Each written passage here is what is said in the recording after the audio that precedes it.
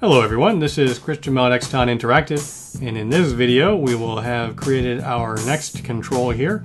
In this case it will be the text area, and along the way to create this text area we'll create several mixin files for both Pug and scss, so that makes it even easier for us to add all of the controls that we need to add in the future. As of course, remember on the example, we have the checkbox to do, radio buttons, select. We have a few more things to do, but we'll go ahead and get started on this video.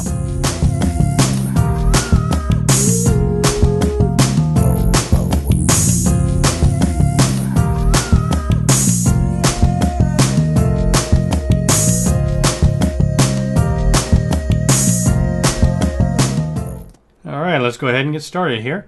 So the first thing that we're going to do is make a modification to our the base class for our controls, or a base class, the XE form control class here. And the correction I want to make is motivated by the input control that we've already created. I think I've mentioned it previously that intentions for that one is to represent any HTML input element that has a string as a value. So that rules out, say, the checkbox and radio button and such. I guess the radio button could, but it's going to have a separate one just because of behavior. So I want to sort of encode that belief, or to show that belief in the code here. And the way that I'm going to do that is do a little bit of generics. So on our XE form control, we're going to expect a value type to be provided. And while we're at it, what we'll do is just say public get value, and that's just going to return, return this dot form control dot internal dot value as t value. And while we're at it, might as well do set. So set value. Do we need them at the moment? No, but this will motivate our change a little bit. And then this will be just this form control internal value, set value, value passed in. Perfect. So we'll save that, go ahead and close that. Of course, making that change, we're going to have to make a little updating to a couple other files. So we go to the XE input component control, or the file here. And what we're going to do is, like I said, I expect this to contain strings. So that takes care of that. And then if we go into the XE form control group dot component, in our query list, we're saying we're getting form controls, and we're just going to say any for those. Save that, and that takes care of the updating that I wanted to do. Alright, so now let's turn to the XE input component.pug file. So, of course, I mentioned in the introduction here that we're going to be including another component or another control within this video. So we're going to make that a little bit easier on ourselves to do. And if we look in here, actually none of this has anything to do, outside of the fact that there's an input here, with the fact that we're creating an input. So let's just we're going to make a mixin out of all this stuff. And what we're going to do is come up here, right click on the controls folder, choose add, and add new item. And that new item we're going to call controls.mixins.pug. And what we're going to do is just steal this stuff. And what we want to do is create a mixin, and spell it right, mixin form control group.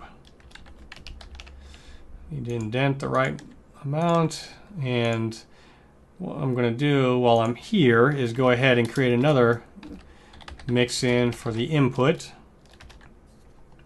and then we'll move this down here and do some, whatever reason the syntax highlighting doesn't work unless there's a space.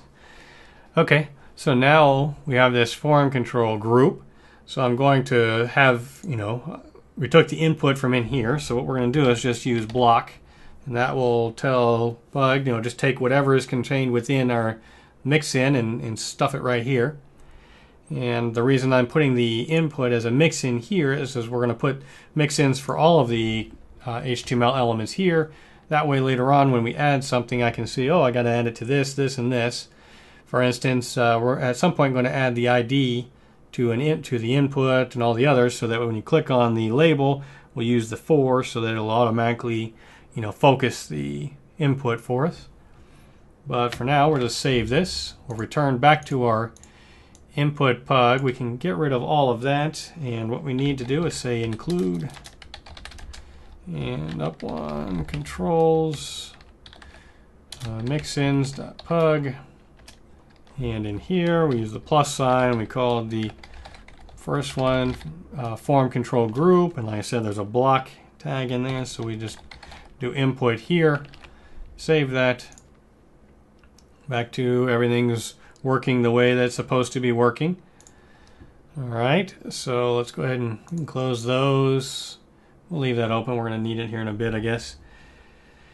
And, we're not really doing any. If we look in the component styles, the xc-input.component.scss, we're not doing anything really yet, but we will be. So let's go ahead and fix that for now. We're going to come up to the controls folder again, choose add new item. And just as we created the pugs mixin, we're going to create controls.mixins.scss. And inside of that thing, we're going to define a mixin form control group. And we'll come back here to that. We'll just steal this empty thing, put it in here, return back to the xc-input component.scss file. Now we're ready to import that file. So that's the controls mixin.scss, and now we just do include in the form control group. Save that. Go ahead and close the SCSS ones. We aren't going to need them anymore. All right, so now we're ready to start creating our text area. Of course, I've already run through this a couple of times, so I have this folder that I'm going to include in the project here. So we just have a new folder within the controls, and it's named text area. Inside of that, we need to add new item xc-textarea.component.pug first. All right, so let's scroll this down a bit for me. So it's basically the same as the, let's go ahead and actually first what we'll do is go back to the controls mixin pug file here and just create our mixin text area. So the text area is basically the same as the input. Let me grab the input, move you on down here, make sure it's spaced right. We want the text area here, does not need a type, and so it has just the form control name. So we'll save that. Back to the xc-textarea.component.pug file, include and controls mixins.pug. In there, form control group and text area. So the pug stuff should be done. So we can save those. And not much styling to do, but let's go ahead and choose add new item xc-textarea.component.scss, and here at import, go up one, mixins, and at include, another one done. Now we need the actual component definition, so xc-textarea.components.ts. All right, so we've seen these selectors already. So in the input component, we have the forward ref component from Angular core, xc form control from our form control file. And of course, what we need to do is, actually what I should do, that way you can see me typing this stuff and talk about it here. So we have the xc, and we'll just call it text area for the selector, And then this will be XE text. Whoops, and I misspelled it. Of course I did. Text, oops, text area. And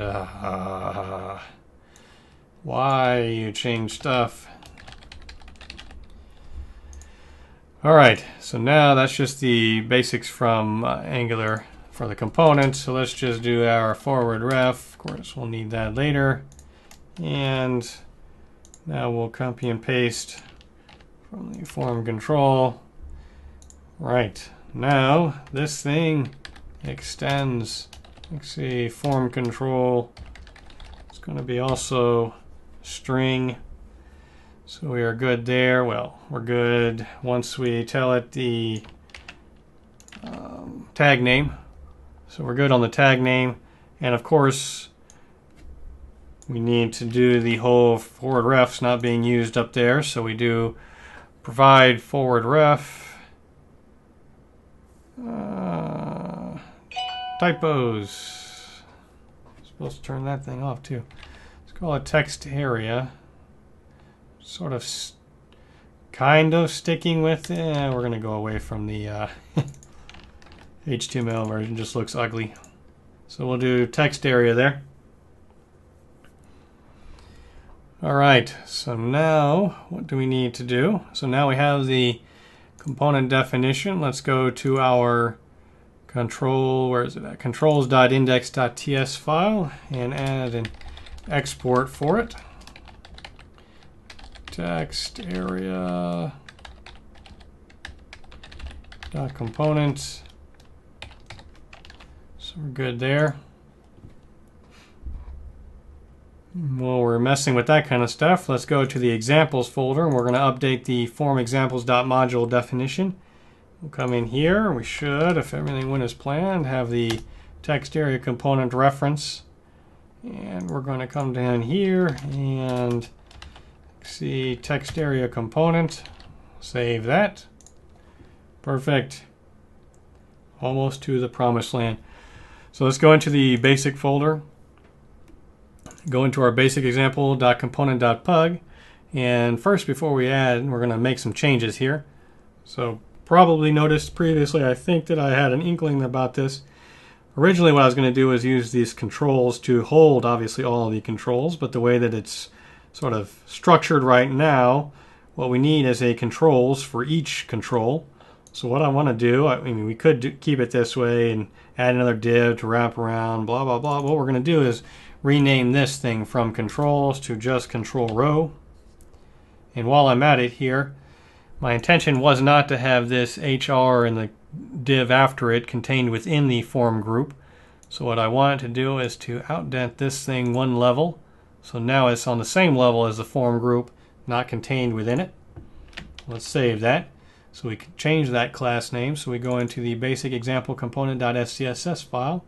We need to update this from control to control row. Save that. So go ahead and look back at our example. So everything's still up and running, still looking good.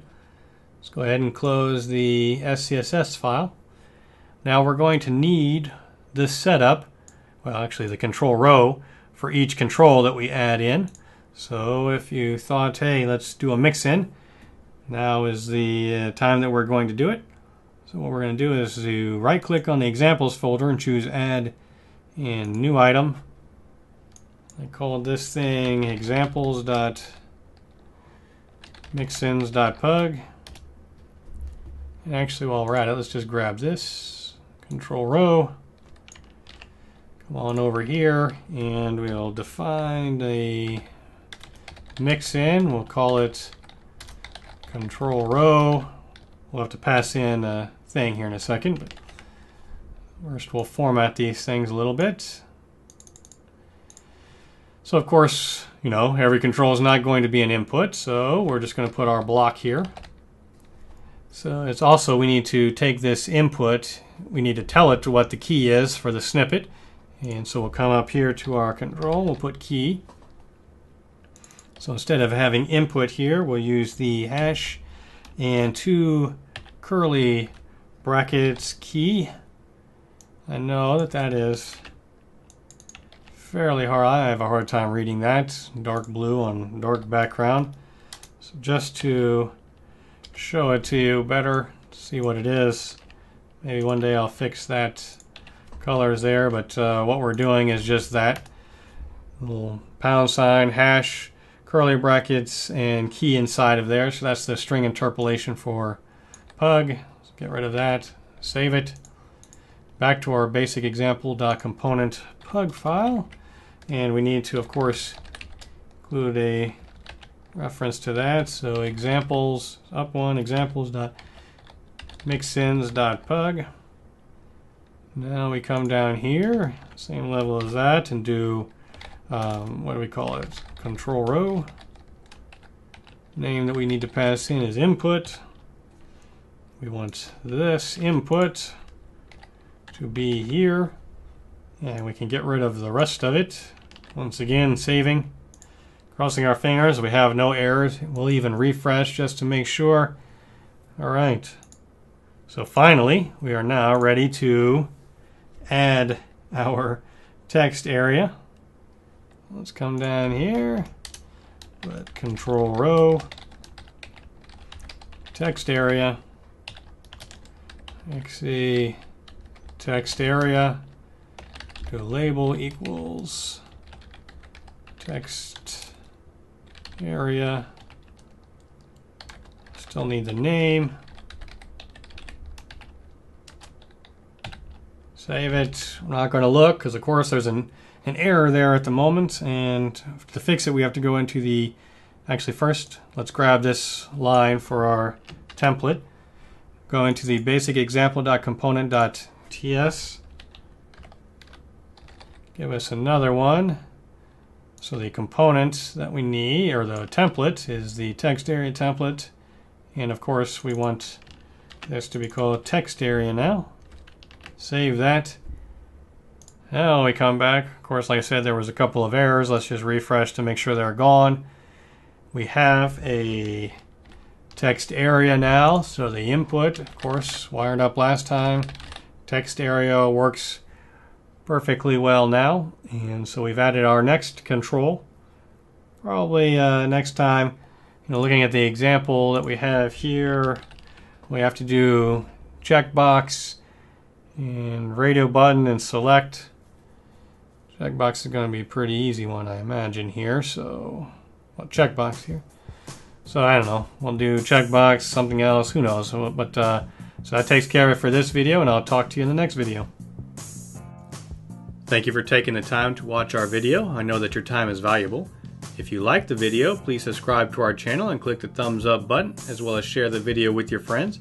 If you have any comments, questions, or suggestions, please leave them in the comments section below. And once again, thank you, and I will talk to you in the next video.